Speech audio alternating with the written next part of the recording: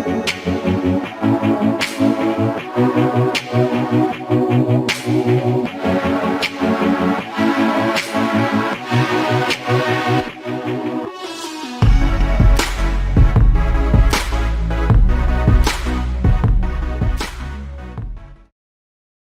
Back students to the Ramanujan classes.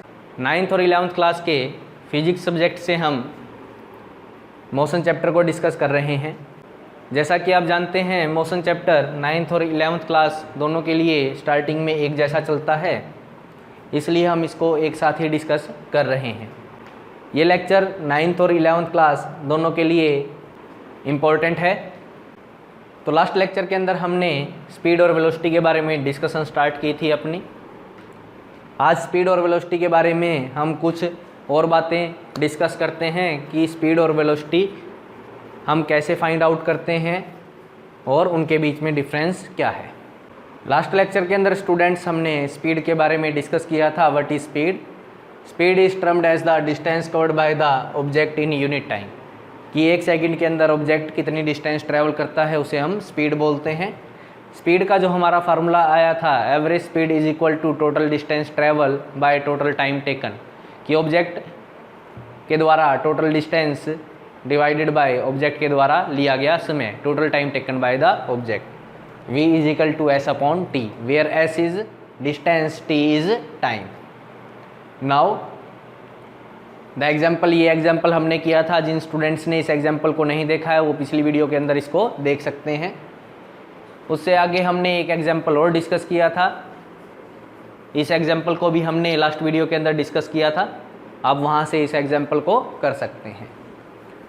Velocity, velocity is the displacement covered by the object in unit time. इस term को भी हमने last lecture के अंदर discuss किया था। जो टोटल डिस्प्लेसमेंट है ऑब्जेक्ट की divided by total time is called average velocity या वेलोसिटी ऑफ द ऑब्जेक्ट, कि 1 सेकंड के अंदर ऑब्जेक्ट कितनी डिस्प्लेसमेंट कवर करेगा उसे हम वेलोसिटी बोलते हैं। ये एग्जाम्पल हमने वेलोसिटी और स्पीड के लिए डिस्कस किया था। यहाँ से हमें वेलोसिटी और स्पीड के बीच में डिफरेंस का भी पता लगा था। तो इन सभी एग्जाम्पल्स को आप लास्ट वीडियोस के अंदर देख सकते हैं।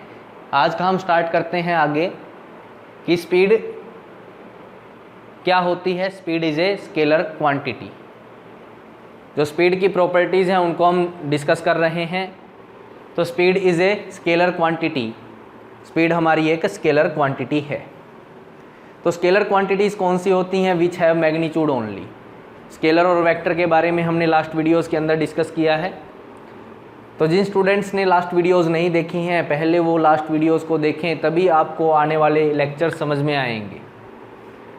तो स्पीड का जो फार्मूला था हमारा, speed is equal to total distance by total time, and we know that distance is a scalar quantity. जो डिस्टेंस है वो हमारी स्केलर क्वांटिटी है और टाइम जो है वो भी स्केलर क्वांटिटी है। तो स्पीड क्या है? Speed is A ratio of 2 scalar quantities. जो स्पीड है वो रेशो है 2 स्केलर क्वांटिटीज़ की, and the ratio of 2 scalar quantities will always be a scalar. So speed is a scalar quantity. तो स्पीड हमारी क्या हो गई? एक स्केलर क्वांटिटी हो गई। यानी स्पीड को बताने के लिए हमें डायरेक्शन को मेंशन करने की आवश्यकता नहीं है। Now comes to the next point, velocity is a vector quantity. Velocity हमारी एक वेक्टर क्वांटिटी है। इसको स्टडी करने के लिए हम एग्जाम्पल लेते हैं। A object starts from A. एक ऑब्जेक्ट ए से स्टार्ट किया, he travel 10 metre from A to B. वो ए से बी की तरफ 10 मीटर चला एंड टेक 5 सेकेंड्स। उसने टाइम लिया 5 second. Then he turns 90 degree and reach to point C. और वो 90 डिग्री पर घूम जाता है और सी पॉइंट के ऊपर अपना पहुंच जाता है। वो बी से सी के ऊपर पहुंचने में 50 मीटर डिस्टेंस ट्रैवल करता है। ही travel 50 metre in 10 seconds. Now we have to find out the speed and velocity. हमें स्पीड और वेलोसिटी को फाइंड आउट करना है।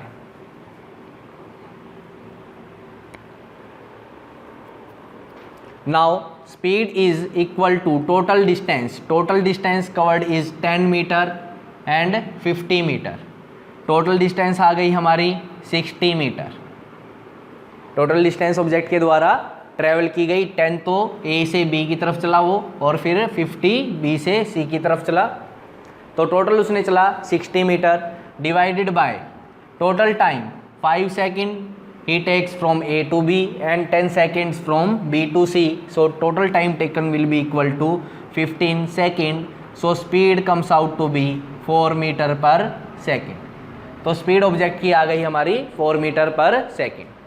Is that clear? Now find out the velocity. Velocity को फाइंड आउट करना है। ऑब्जेक्ट ने ए से चलना स्टार्ट किया, goes to B and then C. जो हमारा इनिशियल पॉइंट आया ऑब्जेक्ट का, initial point is A and final point is B, C, तो फाइनल पॉइंट हमारा सी आया।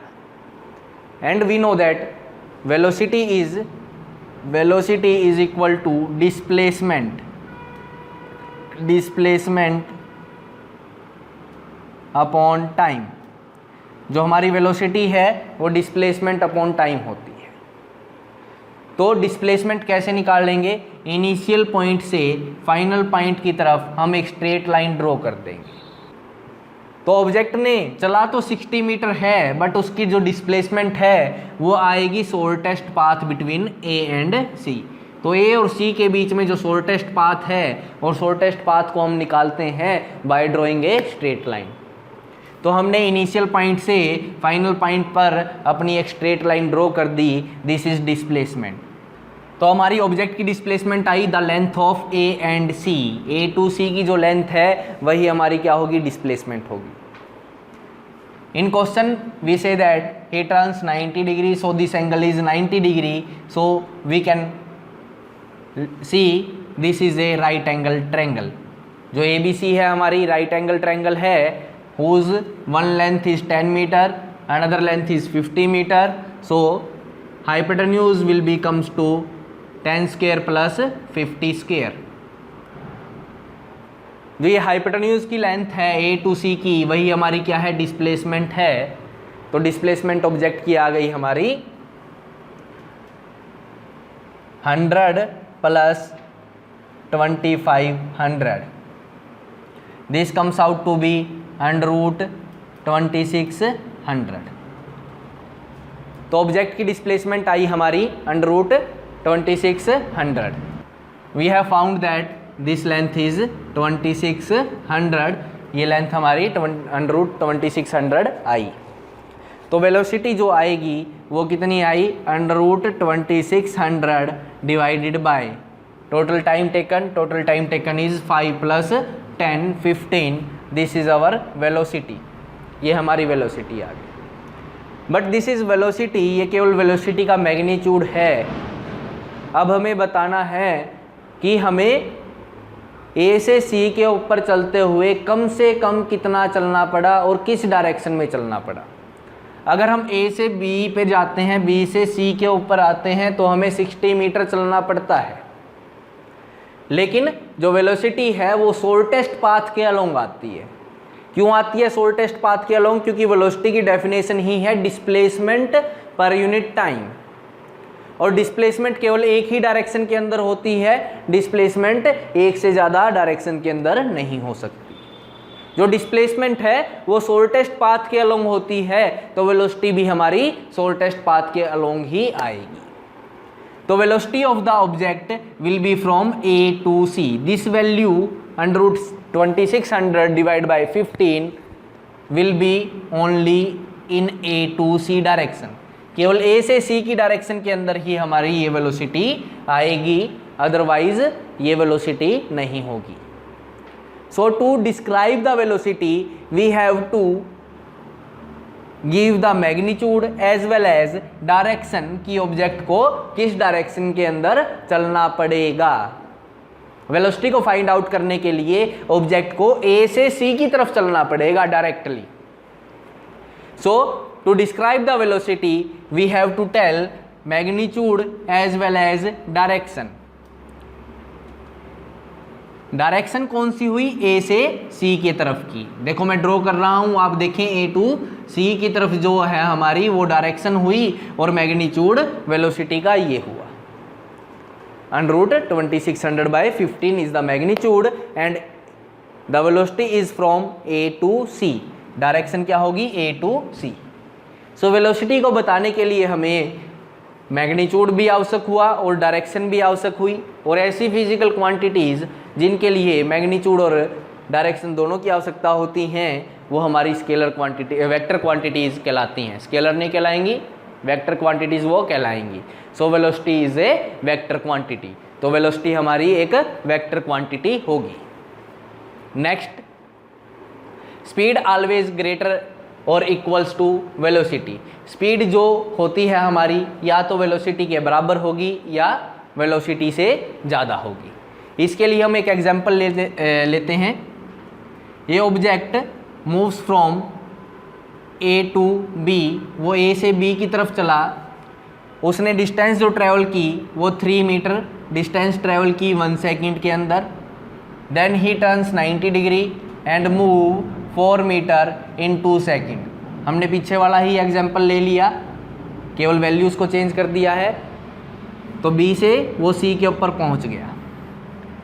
तो टोटल जो स्पीड है, स्पीड आई हमारी, speed comes out to be, total distance travel 3 meter plus 4 meter 7 meter divided by total time will be 1 second plus 2 second comes out to be 3 seconds. So speed will be equal to, speed is equal to 2.33 meter per second. Is that clear? Now the velocity is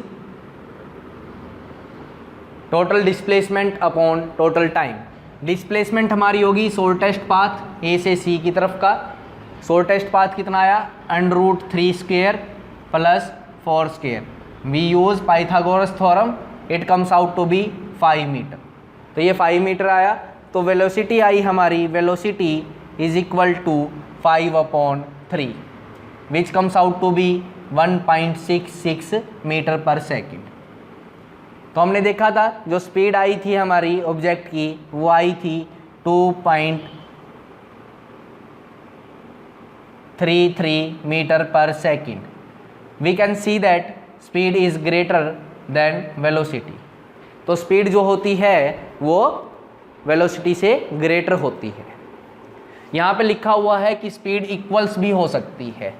तो हम question करते हैं कि when will speed equals to velocity, कि जो हमारी speed है वो वेलोसिटी के बराबर कब होगी। Let us take an example. A object starts from A and move in a straight line. वो चलता है स्ट्रेट लाइन के अलोंग। It takes 100 meter to take 10 second. उसने 10 सेकेंड लिया, 100 मीटर चला और बी के ऊपर आकर रुक गया। तो जो स्पीड आएगी, speed comes out to be total distance he travel 100 metre divided by total time 10 second.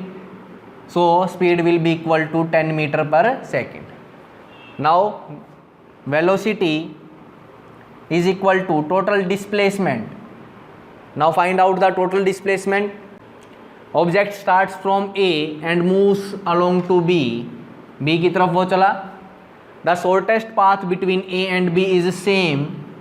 यही A to B का shortest path है। इससे छोटा कोई पाथ हमारे लिए पॉसिबल नहीं है। तो इस shortest path की जो लेंथ है वो 100 मीटर ही है। तो डिस्प्लेसमेंट आएगा हमारा 100 मीटर डिवाइड बाय टाइम कितना लिया, 10 second, will comes out to be 10 metre per second. तो यहाँ पर हम देख सकते हैं जो स्पीड है वो 10 मीटर पर सेकेंड है और जो वेलोसिटी है वो भी 10 मीटर पर सेकेंड है। तो यहाँ से हम बता सकते हैं कि स्पीड और वेलोसिटी दोनों इक्वल हो सकती हैं, लेकिन स्पीड और वेलोसिटी इक्वल केवल तभी होंगी जब ऑब्जेक्ट हमारा सेम स्ट्रेट पाथ के ऊपर यानी कि शॉर्टेस्ट पाथ के ऊपर चले।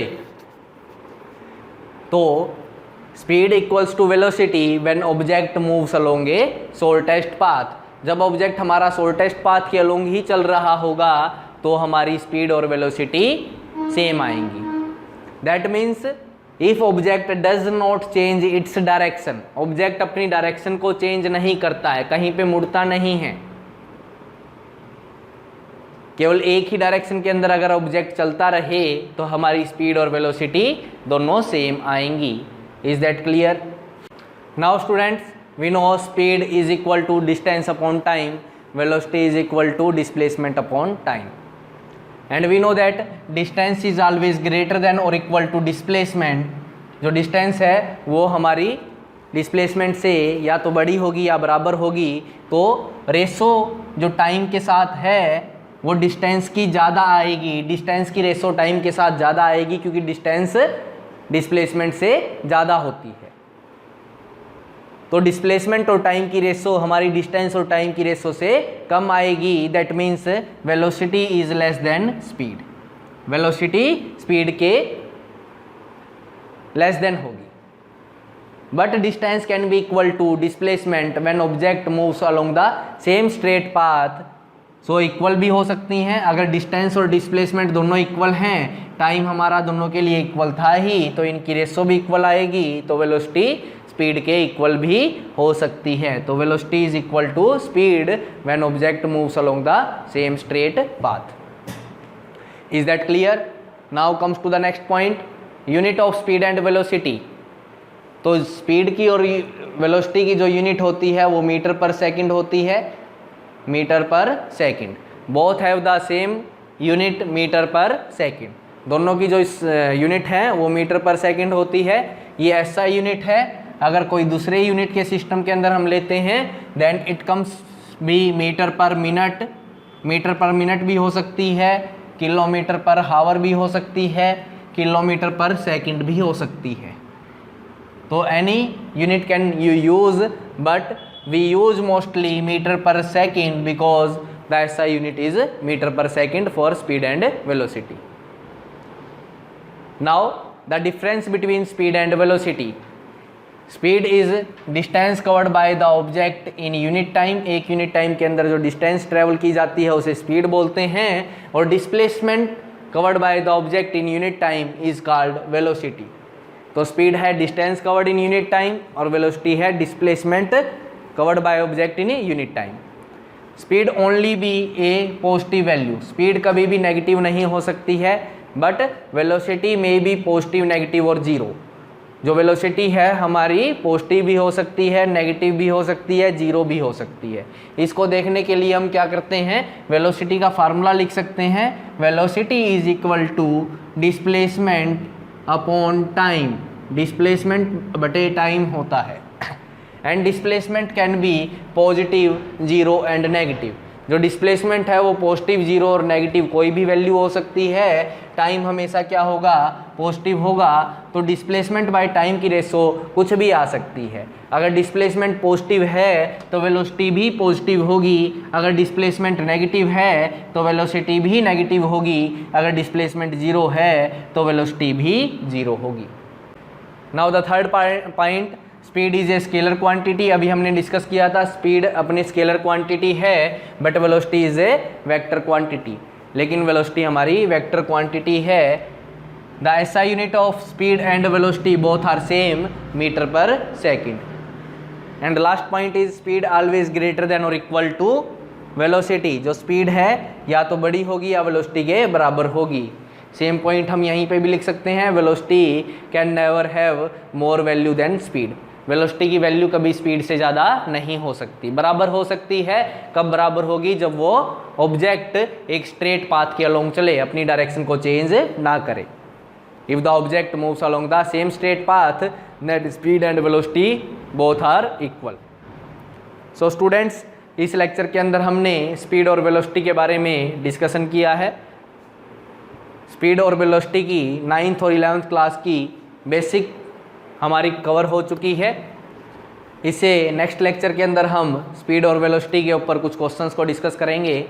तब तक के लिए आप वीडियोस को देखें। जिन स्टूडेंट्स ने लास्ट वीडियोस को नहीं देखा है वो पहले लास्ट वीडियोस को देखें, तभी आपको ये समझ में आएगा। Thank you students, have a nice day.